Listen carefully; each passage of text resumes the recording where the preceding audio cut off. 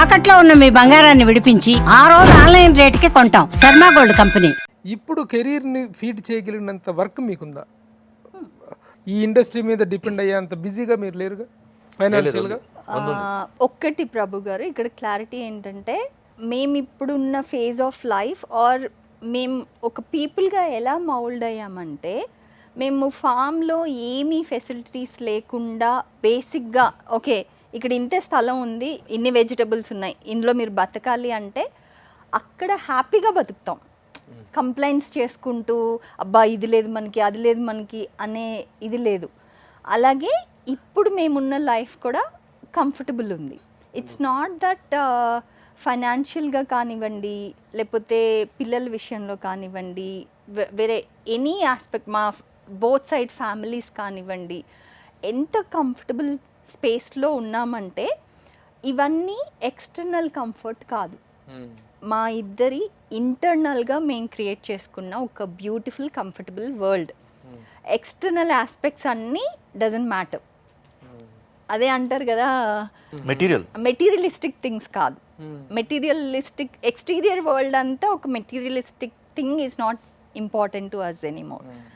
మనుషులకి ఎక్కువ వాల్యూ ఇస్తున్నాం అండ్ మనుషులుగా మంచిగా ఉంటున్నాం అండ్ ఒక హ్యాపీ జోన్లో ఉన్నాం. Touch wood. ఇద్దరులో ఎవరు బాగా డబ్బు ఖర్చు పెడతారు? అంటే నేను పెట్టాల్సి వస్తుంది ఎందుకంటే అన్ని నేనే చూసుకోవాలి కదా. పర్చేస్ తనే చేస్తుంది. బట్ ఇద్దరికి వచ్చేసి ఇప్పుడు చూడండి, ఎగ్జాంపుల్ చెప్తాను. నేను ఒక ఇల్లు ఉంటే చాలు అనుకున్నాను, ఇల్లు తీసేసుకున్నాం. అదే వచ్చేసి మంచిగా సెలెక్ట్ చేసి వెయిట్ చేసి, ఏది ఇల్లు కొనిన తర్వాత కూడా 5 years తర్వాత నేను ఆ ఇల్లుని ఫినిష్ చేశాను. నేను అంటే నాకు అనుకూలంగా ఎలా కావాలో చేసుకొని ఫినిష్ చేసి ఆ ఇంటి లోపలికి వెళ్ళింది, ఎంత కష్టాలు ఉన్నా కూడా. అయిన తర్వాత ఇంకొక ఇల్లు కొనాలని మైండ్ లేదు అసలు. ఫస్ట్ ఆఫ్ ఆల్ హరివిల్లులో కదా, హరివిల్లో అప్పుడు నేను రెంట్లో ఉన్నాను. ఇప్పుడు ఓన్ హౌస్, ఇండిపెండెంట్ హౌస్ కాదు, ఫ్లోర్ అప్పుడు కట్టే టైంలోనే కరెక్ట్గా రెసిషన్ టైంలో తీసుకున్నానండి నేను. ఫుల్ బిల్డింగ్స్ అన్ని పడిపోయాయి చూసారా, పంచవటి కాలనీ.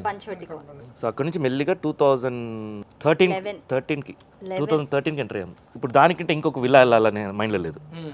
ఒక కారు, మంచి బ్యూటిఫుల్ కారు, అంటే ఫారెన్ కార్స్ అవసరం లేదు, కంఫర్ట్ కార్స్, ఇండియన్ కార్స్ ఏదైనా మంచి ఫీచర్స్ ఉండాలి, తీసేసుకున్నాను. ఇంకా మళ్ళీ దానికంటే బెటర్ కార్ వెళ్ళాలని నాకు మైండ్లో లేదు. అండ్ చాలామంది ఇప్పటికి 5 years అయిపోయింది, ఈ కార్ అమ్మేచ్చు కదా, వేరే తీసుకోవాలి, ఎందుకు అమ్మాలి, అది బాగుంది కదా, ఎందుకు కార్లు వారు చెప్పించి. ఇంకో ఎగ్జాంపుల్ చెప్తాను. నేను ఫోన్ ఒకటి తీసుకున్నాను అప్పుడు 5 years 2012లో కొన్నాను నేను. అప్పటి నుంచి కంటిన్యూ చేస్తున్నాను. నాకేం మార్చాలి, కొత్త ఫీచర్స్ వచ్చినా కూడా నాకేం అంటే వాటి దాని ఏమంటారు నెక్స్ట్ వర్షన్స్ వచ్చినా నేను ఓకే నెక్స్ట్ వర్షన్ వచ్చినా కూడా నేను తీసుకునేవాడిని కాదు. అలాగే మెయింటైన్ చేస్తున్నాను. ఏమైపోయిందంటే నేను ఈ ఫోన్ చాలా స్లోగా ఉండేది, కొన్ని యాప్స్ పనిచేసేది కాదు. నేను యాప్ ప్రాబ్లం అనుకునేవాడిని. యాక్చువల్లీ దీని జనరేషన్ కట్ అయిపోయింది, దీని జనరేషన్ కట్ చేస్తారు.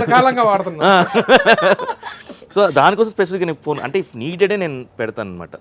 సో అలా కాస్ట్ కటింగ్ ఇప్పుడు ఇంట్లో బయట కొనడానికంటే నేనే చేస్తాను ఇంట్లో, పిల్లలు కావాలంటే.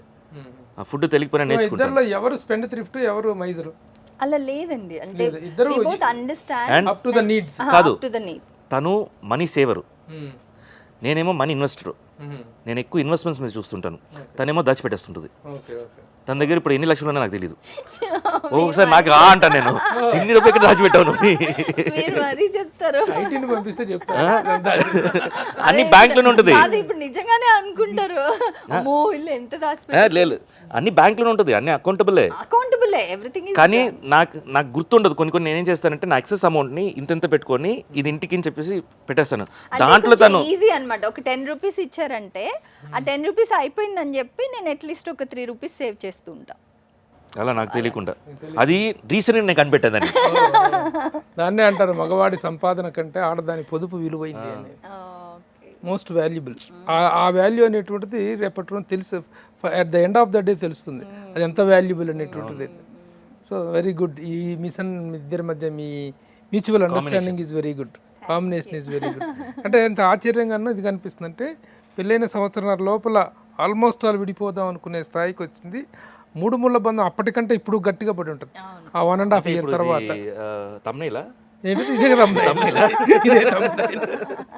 పోతే మా ఎలక్షన్స్లో పీపుల్ వర్ వెరీ యాక్టివ్. మా ఎలక్షన్స్లో మీరు చాలా యాక్టివ్గా పార్టిసిపేట్ చేశారు. ఇప్పుడు ఏంటి మా పరిస్థితి ఎలా ఉంది, మీ పరిస్థితి ఎలా ఉంది? మా ఏం చేస్తుంది, ఏం చేయబోతుంది? మా పరిస్థితి చాలా బాగుంది because of it was started 25 years back. అప్పుడు ఏమి ఫంక్షన్స్ ఉందో అదే ఫంక్షన్స్ ఇన్ని సంవత్సరాలు చేసుకుంటూనే వచ్చాము. కానీ ఇప్పుడు వచ్చిన తర్వాత ఈ కమిటీ ఏం చేసిందంటే మొత్తం అవసరం లేని ఫంక్షన్స్ అన్నీ తీసేసాము, మొత్తం డిజిటలైజ్ చేసాము ఈజీ ఫ్రెండ్లీగా. అండ్ ఆ ఎస్ఎంఎస్ది ఇంకా కంటిన్యూ చేస్తుంటారు, అవన్నీ తీసేసి వాట్సాప్ గ్రూప్ పెట్టేసాము. So everything cost cutting, at the same time వచ్చేసి ఫండ్ రేసింగ్స్ ఎలా చేద్దాం అనేది. అండ్ యాజ్ విష్ణు ప్రామిస్డ్, ఆ బిల్డింగ్ అయితే ఆల్రెడీ ప్రాసెస్లో ఉంది. ఎగ్జిస్టింగ్ మా ఆఫీస్లోనే పెద్ద బిల్డింగ్ కడుతున్నారు. సో కాంప్లెక్స్ ఫ్లోర్ విష్ణు కొనపోతున్నారు దాన్ని. సో అది ఎప్పుడు ఏంటి అనేది కమిటీ వాళ్ళు చెప్పాలి. కమిటీ వాళ్ళు చెప్తే అది యాన్యువల్ బాడీ మీటింగ్లో అన్నీ చెప్పేసి అందరూ మెంబర్స్ అందరూ మాకు ఈ కాంప్లెక్స్లోనే కావాలి అని చెప్పేసి వాళ్ళు అడగడం జరిగింది, దాన్ని రాటిఫై కూడా చేయడం జరిగింది. So everything's very clear. ఒట్టి ఫండ్ రేసింగ్ను ఆ బిల్డింగ్ కోసం మాత్రం మేము నెక్స్ట్ చేయాల్సిన పని, మిగతా హెల్త్ క్యాంప్స్ నుంచి ఇన్సూరెన్స్, ఫ్రీ ఇన్సూరెన్స్ నుంచి అన్ని వీఆర్ సక్సెస్ఫుల్. ఇంతకు ముందు వరకు మనకి మెంబర్ పార్షియల్ అమౌంట్ 15,000 కట్టాలి, మా పార్షియల్ అమౌంట్ కట్టేవాళ్ళు. ఈ కమిటీ నుంచి మొత్తం entire amount is paid by మా కట్టేసారా? జరుగుతుంది. సెకండ్ టర్మ్లో ఉన్నాం ఇప్పుడు. ఫస్ట్ ఇయర్ అయిపోయింది, ఇప్పుడు సెకండ్ ఇయర్ మళ్ళీ రెన్యూల్ చేసాము. దాంట్లో ఆల్మోస్ట్ మేము ఒక అమౌంట్ కడితే యూటిలైజ్ చేసింది అయితే 1,20,00,000 అంటే మెంబర్స్ అవైల్ చేసుకుంది. ఎంత కడితే ఎంత అవైల్ చేసుకున్నారు? 68 lakhs కట్టామండి ప్రీమియం. యూటిలైజ్డ్ అమౌంట్ వచ్చేసి 1,20,00,000, అంటే more than the double, almost double utilise చేసుకున్నారు మెంబర్స్. నెక్స్ట్ ఎలక్షన్స్ లో కూడా ఇదే ప్యానెల్ రాబోతుందా? ఎలా ఉండబోతుంది ఈ నెక్స్ట్ ఎలక్షన్? మోస్ట్లీ వచ్చేసి యునానిమస్గానే జరుగుద్ది. దానికి అందరూ కార్డియల్గా ఉన్నారండి. యునానిమస్గా ఎవరిని? ఇంకా ఐడియా లేదు అసలు, ఇంకా ఐడియా లేదు. యునానిమస్ అంటే ఈ ప్యానెలే ఉంటుంది అనుకుంటే యునానిమస్ అని మీరు చెప్పచ్చు. ఈ ప్యానెలే ఉంటుందా అని ఎవరున్నా అంటే మొత్తం అందరం కలిసి, ఇట్స్ నాట్ దట్ ప్యానెల్ కూర్చొని డెసిషన్ తీసుకుంటాం. అప్పుడు ఏం చేద్దాము, ఎవరిని తీసుకుని వద్దామని పెద్దోళ్ళని వెళ్ళి అడుగుతాం, వాళ్ళు ఉంటే బాగుంటుంది అనుకుంటున్నామని. ఇంతకు ముందు మా అంటే చాలా రకరకాల యాక్టివిటీస్ జరిగేవి, ఓ స్టార్ నైట్ జరిగేవి, ప్రోగ్రాములు జరిగేవి. మరి ఏమి ఇంతవరకు 1.5 years నుంచి ఏం జరగలేదు? ఒకటేమో కోవిడ్, దీంట్లో వచ్చేసి అందరూ చాలా మంది రీగెయిన్ అవడానికే చాలా టైం పట్టింది. ఇప్పుడు దాకా మేము మాత్రం కాదు, ఎక్కడ వచ్చేసి ఏ షోస్ జరగలేదు, ఎవరు వెళ్ళి షోస్ చేసుకోలేదు.